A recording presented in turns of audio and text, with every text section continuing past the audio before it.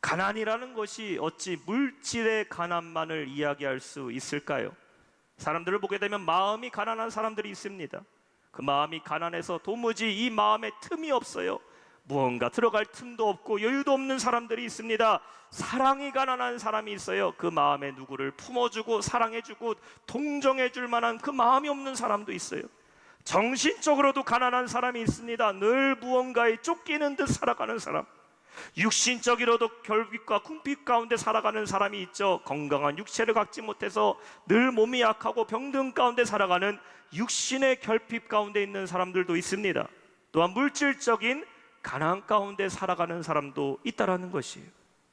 또한 영적으로도 가난한 사람들이 얼마나 많이 있습니까? 은혜에 고갈되어 있고 삶의 소망도 다 이루어져 버렸어요. 주님을 믿기는 하나 그 안에 능력을 잃어버렸습니다. 내가 예수 믿고 교회 다니기는 하나 그 안에 은혜를 감격 가운데 기도한 적이 먼 일이 되어버렸어요. 영적으로도 가난한 사람들이 너무나 많이 있다라는 것이에요. 자, 근데 초대교회 안에는 가난한 사람들이 없었다라고 오늘 말씀하고 있습니다. 어떻게 그럴 수 있을까요? 무엇이 그들의 가난을 해결할 수 있었다라는 것입니까? 바로 그들 안에는 무엇이 있었다? 성령께서 함께 하셨음을 믿으시기 바랍니다. 성도가 한 마음으로 하나 되다 보니까 그들 안에는 가난이 없었다라는 것이에요. 삶의 환경도 다 틀린 사람들이 모였어요. 배경도 틀린 사람들이 모였습니다. 사회적 지위도 다 틀린 사람들이 모였어요. 유대인들도 모였고 이방인들도 모였고 배운 사람도 모였고 배우지 못한 사람도 모였고 바리새인들도 있었고 율법학자들도 있었고 여러 다양한 직종의 사람들이 다 모여 있었지만 성령께서 그들을 하나 되게 하셨고 하나 되게 섬기게 하셨고 서로 은사를 나누고 은혜를 나누고 섬김을 나누어서 가난한 자가 없는 교회, 하나 된 교회가 되게 하셨다라는 것이에요. 오늘날 우리가 회복해야 될 교회가 어떤 교회입니까? 우리 영통연합교회가 나아가야 될 방향은 어떤 교회입니까? 저는 우리 교회 안에 가난한 사람이 한 명도 없기를 축원합니다. 궁핍한 성도가 한 명도 없기를 축원합니다. 삶의 고통받는 성도, 물질에 눌린 성도, 소외된 자들이 한 명도 없기를 주님의 이름으로 축원합니다. 사람도 보면 마음이 가난한 사람과 물질이 가난한 사람, 실제로 그 삶을 보게 되면 물질은 조금 없어도 가정이 행복하고 부모와 자녀와의 관계가 화목한 가정들이 있어요. 많이 가졌음에도 불구하고 전혀 그 가정 안에는 행복을 찾지 못하는 가정들도 있습니다. 그 차이가 무엇일까요? 차이가 무엇일까요? 사람이 부유하고 가난하다라는 것은 물질만을 말하는 것이 아니라는 것입니다. 없어도 감사할 수가 있어요. 내 몸이 약한데도 불구하고 하나님의 은혜를 더 깊이 더 많이 경험하는 성도들이 있습니다. 우리 안에 있는 결핍, 내 안에 있는 부족함이 하나님의 은혜를 더 많이 깨닫게 하고 없다 보니까 하나님 더 의지하게 되고 힘들다 보니까 하나님 없이는 살 수 없게 만드는 그 안에 결핍으로 인해서 하나님을 더 찾고 더 깊이 만나는 성도가 있는가 하면은 많이 갖고 많이 누렸음에도 불구하고 그 안에 늘 영적인 결핍 가운데 살아가는 자들도 있다라는 것이에요. 오늘날 여러분의 삶은 진짜 없어서 불행한 겁니까? 먹을 것이 없어서, 입을 것이 없어서 행복하지 못하십니까? 아닙니다. 우리 눈에 없는 것은요, 불편함은 있을지 몰라도 그것 때문에 불행하지는 않아요. 불행함은 만족하지 못할 때에, 감사하지 못할 때에 일어나게 된다는 것입니다. 누가 진짜 여유로운 사람일까요? 가진 사람이 여유롭습니까? 아닙니다. 때로는 부족하고 가진 것이 없는 사람이 더 여유롭고 더 행복함을 느끼게 된다는 것이에요. 이런 이야기가 있더라고요. 강둑에 서서 거지 부자가요, 건너편에 쳐다보고 있었다고 합니다. 강 건너편 쳐다보는데 그 동네에서 가장 부자인 그 부잣집이 불에 활활 타고 있었대요. 그러자 그 강 건너편에 있던 거지 아들이 아빠한테 이렇게 얘기했답니다. 아빠, 저 부잣집이 다 타버려서 어떡해요? 진짜 불쌍해요. 근데 그 아빠의 대답이 과관입니다. 아들아, 넌 아빠를 잘 만나서 저런 걱정 안 해도 되니 얼마나 행복하니?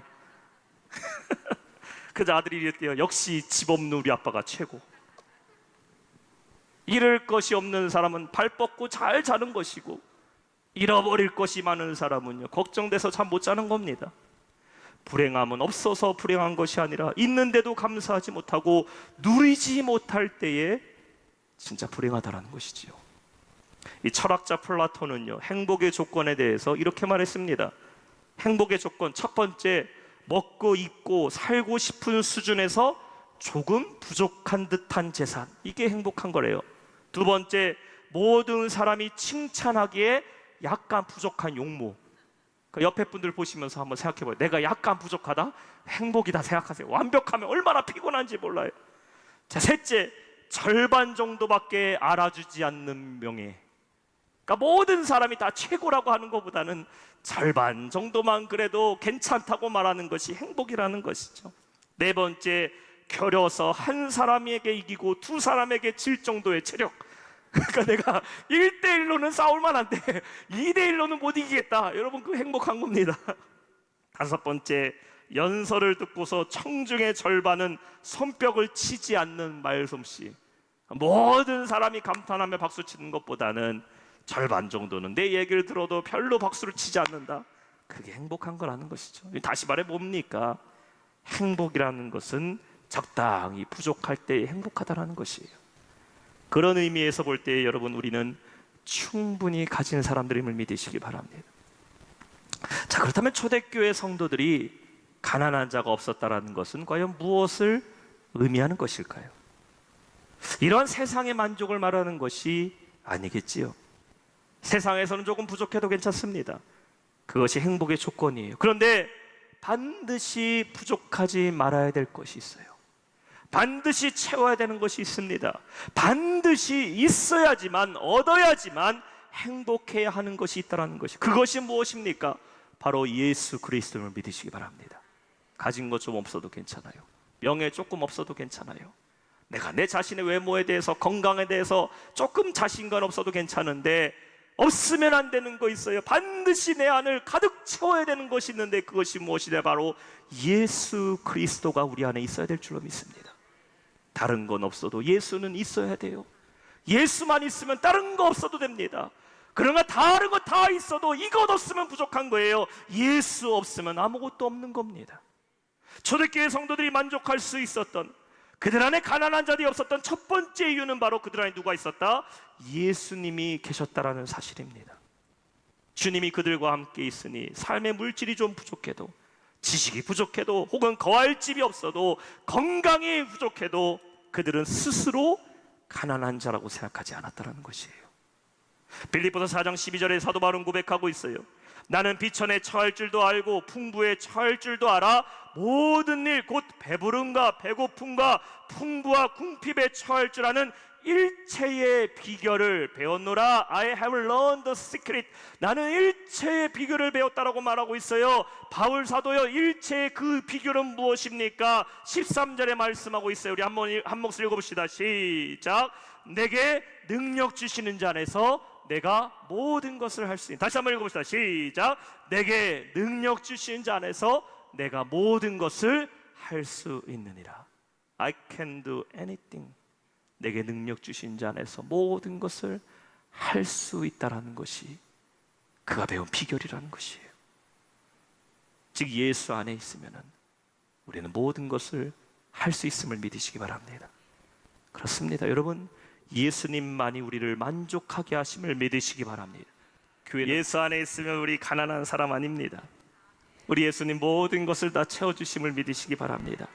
세상 사람 날 부러워 아니하여도 나도 안 부러워, 나도 안 부러워. 난 누구 있기 때문에? 우리 주님 있기 때문에. 할렐루야. 마태복음 6장에 예수님 말씀하셨어요. 공중의 새를 보라. 심지도 않고 거두지도 않고 창고에 모아들이지도 않았는데 너희 하늘 아버지께서 그것들 다 기르시나니 너는 이것들보다 귀하지 아니하냐. 들에 핀 백합화도 한번 봐라. 어떻게 자라는지 봐. 수고하지도 않고 길쌈도 하지 않지만 하나님 아버지께서 그것들도 다 기르시고 입히시느니라. 그렇기 때문에 마태복음 6장 31절에 우리 주님 뭐라 말씀하셨어요? 그러므로 염려하여 이르기를 무엇을 먹을까, 무엇을 마실까, 무엇을 입을까 하지 마라. 우리 주님께서 입이시고 먹히시고 우리를 채워주심을 믿으시기 바랍니다. 주님께서 함께 하셨기 때문에 초대교회는 가난한 사람들이 없었어요. 우리 영탁용락교회 주님이 함께하는 성도, 가난하지 않은 성도임을 믿으시기 바랍니다. 삶의 부족함이 왜 없겠어요? 힘든 게 왜 없겠어요? 주님이 채워줘야 하는 것이 왜 없겠어요? 그러나 예수님만 함께 하시면은, 여러분, 우리는 없어도 능력 있는 자이고 연약한다 하더라도 주님께서 붙잡아 주시는 승리자임을 믿으시기 바랍니다. 이 믿음 있는 초대교회 성도, 우리 교회 성도 될 줄로 믿습니다. 자, 두 번째, 초대교회가 왜 가난한 자가 없는 교회였을까? 그들은 은혜로 하나 된 교회였다라는 것이에요. 자, 32절 말씀입니다. 믿는 무리가 한 마음과 한 뜻이 되어 모든 물건을 서로 통용하고 자기 재물을 조금이라도 자기 것이라고 여기는 자가 하나도 없더라. 아멘. 여러분, 한 마음과 한 뜻이 된다라는 것은 쉬운 게 아닙니다. 사람이 3명만 모여도요, 그 안에 서로 의견들이 다 틀리게 되고, 같은 의견 갖고 있는 두 사람과 다른 의견 갖고 있는 한 사람이 나눠지게 되는 것이 세 사람도 한 마음 되기가 힘든 것인데, 오늘 말씀을 보니까요, 몇 명이 하나가 됐다라고 말하고 있어요. 믿는 무리가 하나가 됐다라고 말하고 있어요. 영어 성경에 보니까 the full number of this라고 말합니다. 거기에 모인 모든 성도가 한 마음이 되더라라고 말씀했다는 거예요.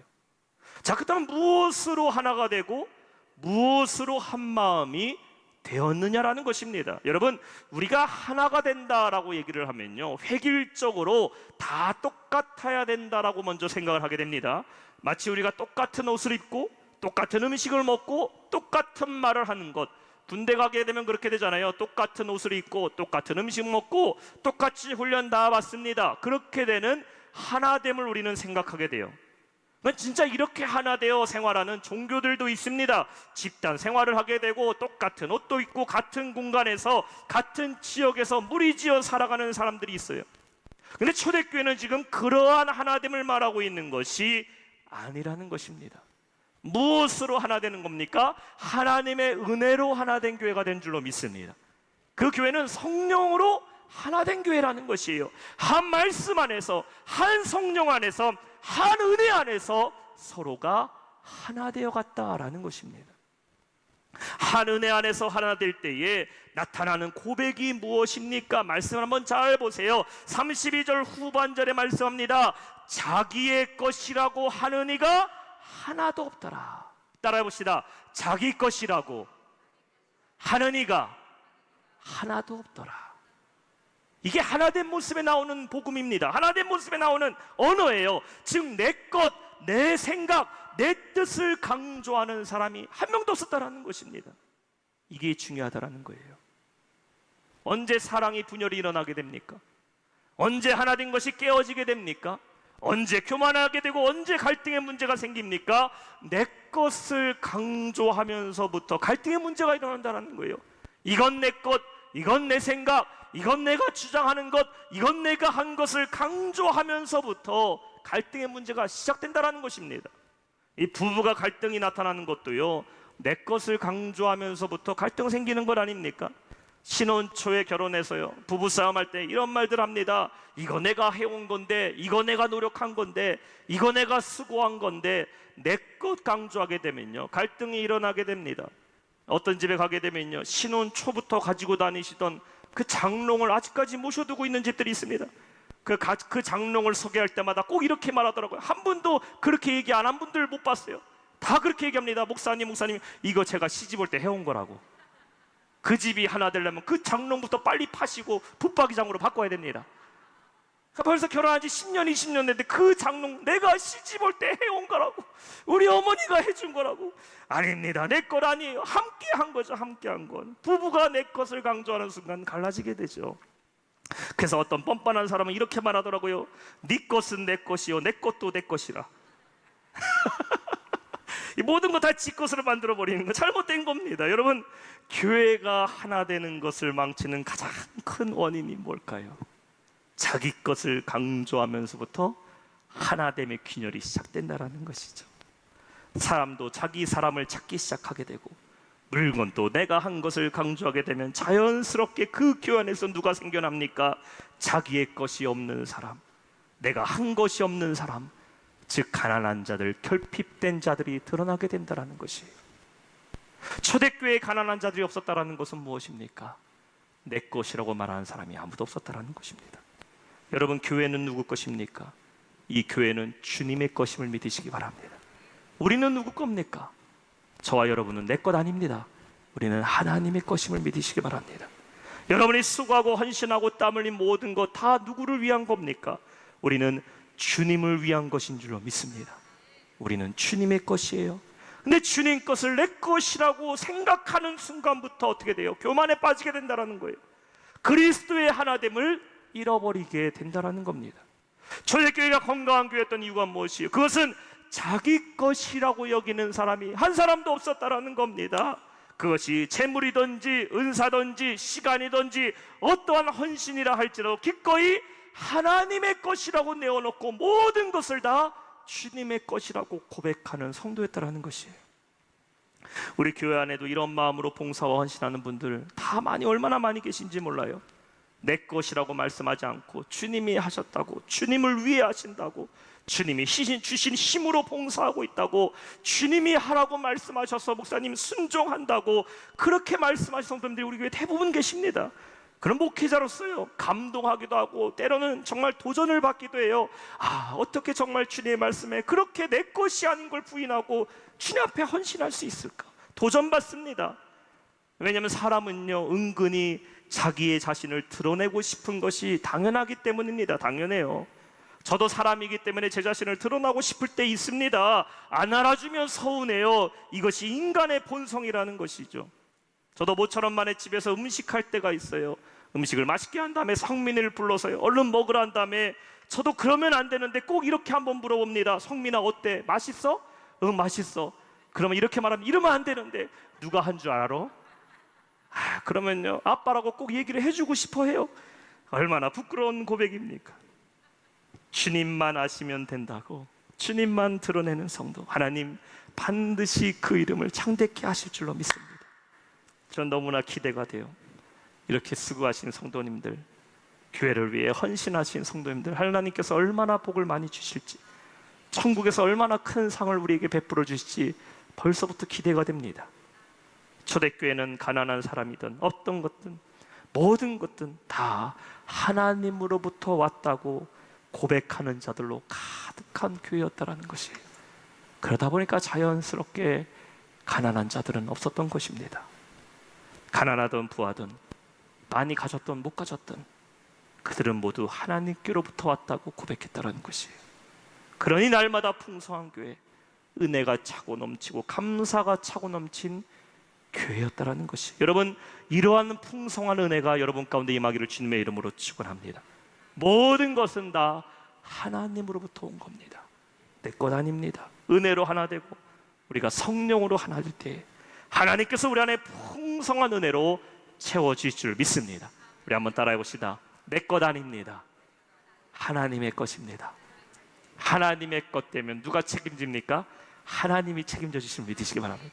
여러분 자녀 옆에 있으면 자녀 손잡고 얘기해 보세요. 내 것 아닙니다. 하나님의 자녀입니다. 여러분의 자녀 하나님이 책임져 주실 줄 믿습니다. 내 것이라고 감싸돌면 내가 책임져야 돼요.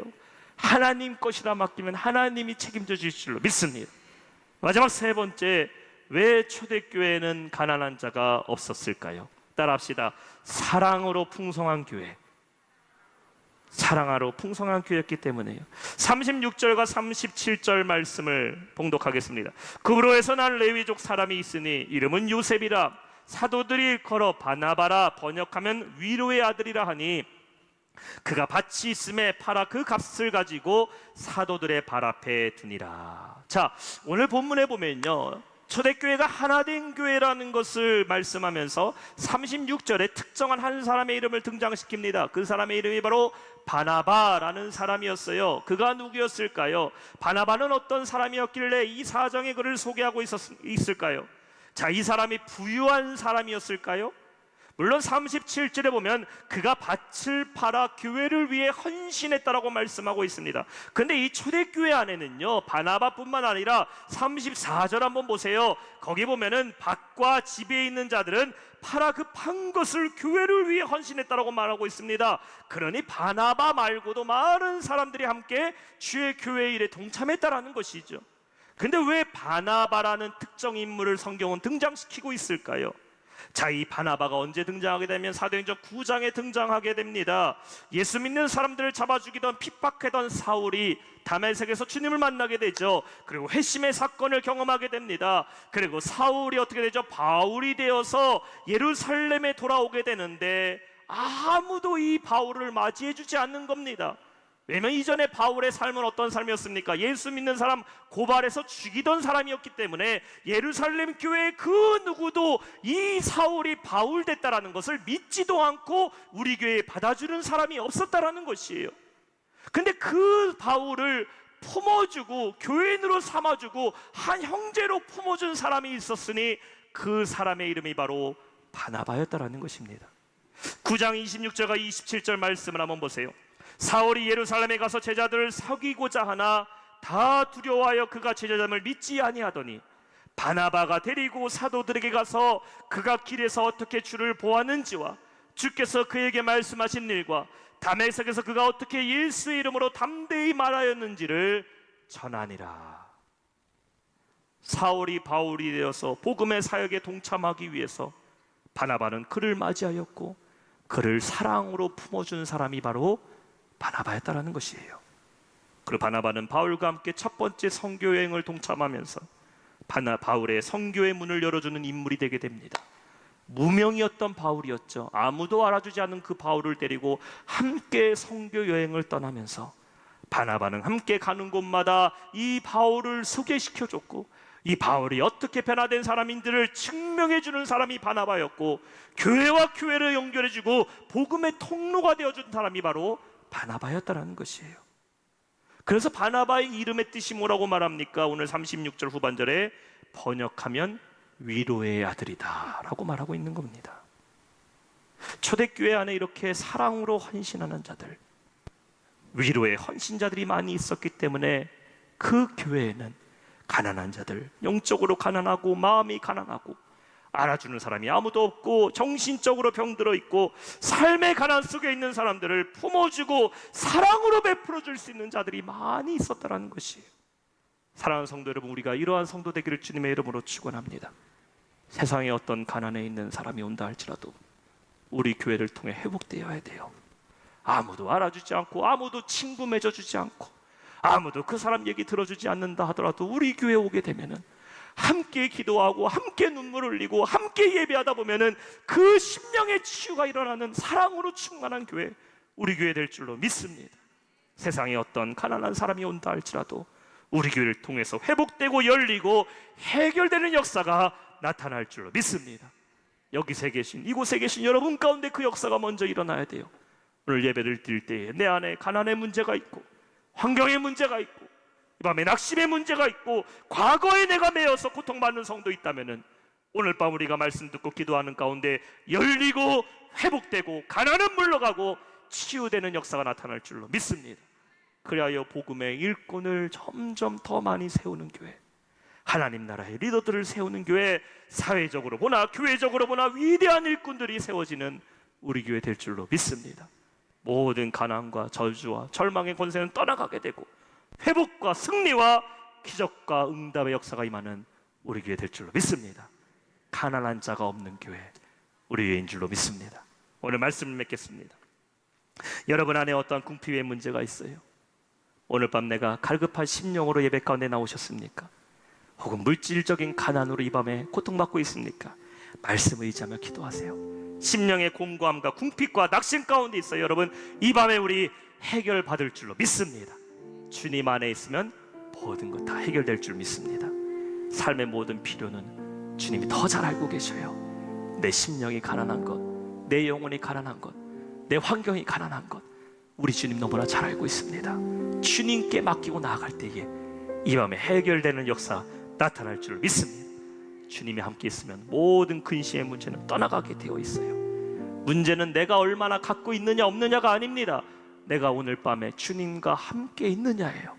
내가 이 밤에 성령을 얼마나 의지하고 있느냐입니다. 우물가에 왔던 사마리아 여인을 한번 생각해 보세요. 날마다 정오에 물 들어온 그 우물의 고통의 시간입니다. 그러나 이 여인 우물물 마시지 않으면 살 수 없어서 늘 고통과 갈증 가운데 있던 여인에게 누가 찾아가셨어요? 우리 주님이 찾아가셨어요. 그리고 여인의 갈증의 문제 해결받게 됩니다. 주님 말씀하시죠. 너에게 진짜 필요한 것은 마실 물이 아니라 생명수가 필요하다. 주님 만나게 되니까 갈증의 문제, 가난의 문제 해결받게 됩니다. 그렇습니다. 오늘 밤 우리가 주님 만나면 여러분 안에 있는 어떤 갈증의 문제, 갈급함, 결핍된 거 이 밤에 해결받을 줄로 믿습니다. 그리고 우리가 은혜로 하나 돼야 돼요. 이 밤에 성령으로 하나 돼야 돼요. 두세 사람이 내 이름으로 모인 곳에 그곳에 내가 너와 함께하리라 말씀하셨어요. 이 밤에 주님의 이름으로 부르짖어 기도할 때에 성령께서 우리 안에 역사하실 줄 믿습니다. 그래 모든 가난의 저주는 다 물러가게 되고 주님 안에 풍성한 은혜, 충만한 역사의 밤이 될 줄로 믿습니다. 가난한 자가 없는 교회, 가난한 자가 없는 성도, 이 밤에 풍성에 채워주신 하나님의 놀라운 기적과 은혜를 경험하는 능력의 밤 되시길 주님의 이름으로 축원합니다.